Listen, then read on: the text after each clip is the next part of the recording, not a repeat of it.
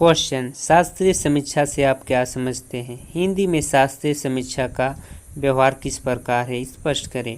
या यह भी पूछ सकता है, शास्त्रीय समीक्षा से आप क्या अभिप्राय है? शास्त्रीय समीक्षा के द्वारा किए गए कार्य की व्याख्या करें। यानी कि शास्त्रीय से संबंधित सभी सवाल का जवाब में या आंसर दे सकते हैं और आसानी से आप लिख सकते हैं।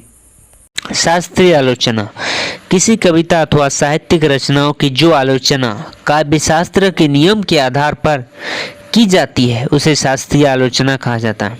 मतलब कि शास्त्रीय आलोचना किसी कविता अथवा साहित्यिक रचना की आलोचना काव्यशास्त्र के नियमों के आधार पर की जाती है, उसे शास्त्रीय आलोचना कहा जाता है। यह डॉक्टर कृष्णदेव शर्मा की परिभाषा है। काव्यशास्त्र के आधार पर व्यवहारिक समालोचना करना शास्त्रीय समालोचना है और काव्यशास्त्र के अंतर्गत आने वाले विषय रस, छंद, अलंकार, ध्वनि, भाषा, शैली आदि की दृष्टि से परंपरागत काव्य शैलीय भूमिकाओं के आधार पर किसी आलोच्य कृति की व्याख्या विशेषण इस समालोचना पद्धति की विशेषता है। इस शैली का दोष यह है कि समालोचना का ध्यान कृति के बाह्य रूप, विधान और बाह्यकार अभिव्यक्त पक्ष के प्रति ही अधिक रहता है।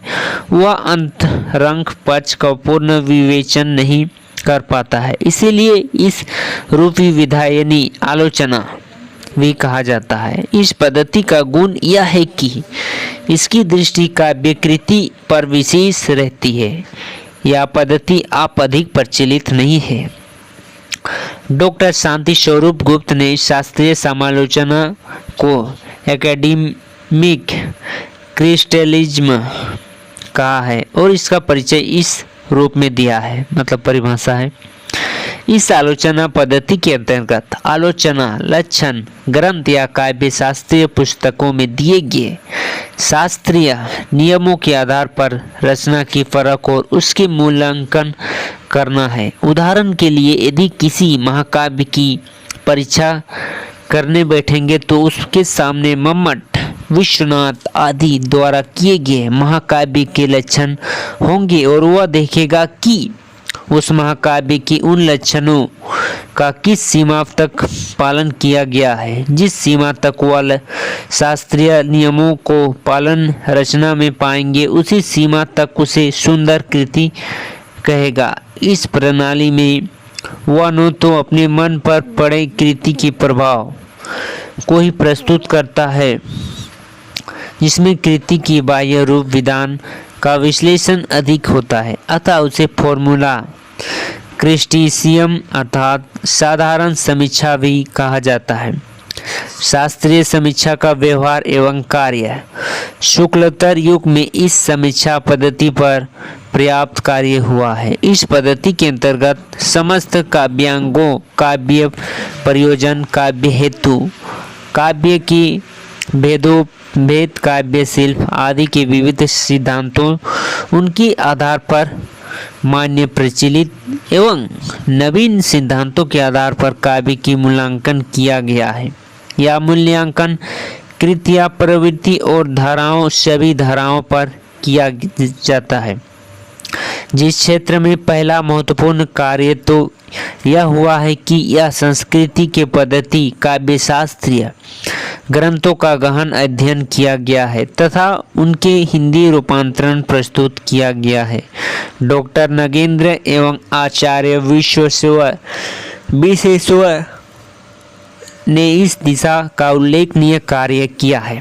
दूसरा कार्य यह हुआ है कि पाश्चात्य साहित्य सिद्धांत पर शोधपरक ग्रंथ लिखे गए हैं, यथा समीक्षालोक डॉक्टर भगीरथ मिश्र, रोमांटिक काव्यशास्त्र डॉक्टर देवराज, पाश्चात्य साहित्यालोचन के सिद्धांत में डॉक्टर लीलाधर गुप्त आदि। तीसरे कार्य यह हुआ है कि पाश्चात्य तथा आधुनिक हिंदी समीक्षकों के सिद्धांत का समन्वित रूप प्रस्तुत किया गया, यथा कथा और अध्ययन, तथा काव्य के रूप बाबू गुलाब राय, काव्य दर्पण, पंडित राम दहिनी मिश्र, भारतीय साहित्य शास्त्र डॉक्टर बलदेव उपाध्याय, वाड्यमय विमर्श आचार्य विश्वनाथ प्रसाद मिश्र, हिंदी काव्य शास्त्र का इतिहास डॉक्टर नगेंद्र, काव्य का नवीन एवं प्राचीन सिद्धांत की विवेचना करने वाला प्रयुक्त ग्रंथ के अंतर्गत कोई अन्य ग्रंथ भी लिखे गए हैं। नई कविता का उदय के साथ समीक्षा सिद्धांत के क्षेत्र में एक नवीन संघर्ष उत्पन्न हुआ है तथा नवीन मान्यताओं को लेकर नई समीक्षक सिद्धांत निर्धारित किए गए हैं। तार शतक, चार भाग, निष्कर्ष आदि काव्य संग्रह में संपादित विषयों के वाद्य एवं आलोचना त्रैमासिक पत्रिका में संपादित महत्वपूर्ण है।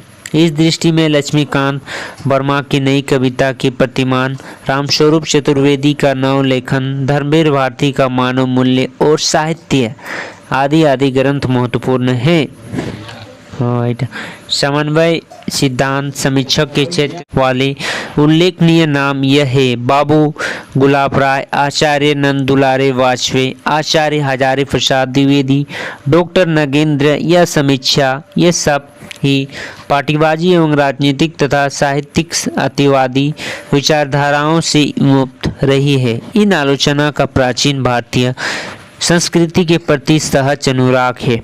आचार्य नंद दुलारे वाजपेयी प्रभाववादी आलोचक के रूप में जाने जाते हैं। डॉक्टर नगेंद्र ने संस्कृत के काव्य शास्त्र के ग्रंथों का उदार प्रचार एवं अनुवाद किया, जिसके पाश्चात्य काव्य शास्त्र को हिंदी में प्रस्तुत करके तुलनात्मक अध्ययन की परंपरा चलाई गई तथा रस बीम आदि की व्याख्यान करके पाठकों की समीक्षा की नई उपाधि से प्रचलित कराया गया। ये थे साहित्य समीक्षक, जो कि बीए सेमेस्टर 6 कोर 13 में पूछे जा सकते हैं।